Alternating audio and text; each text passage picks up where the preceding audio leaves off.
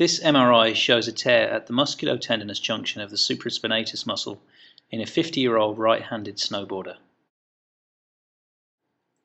From the posterior portal, the distal insertion of the cuff is clearly intact.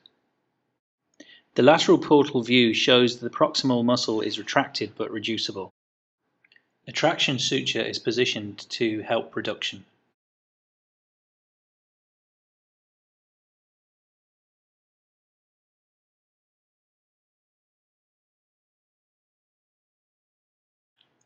By using a shuttling technique, the tear is repaired with two side-to-side non-absorbable sutures.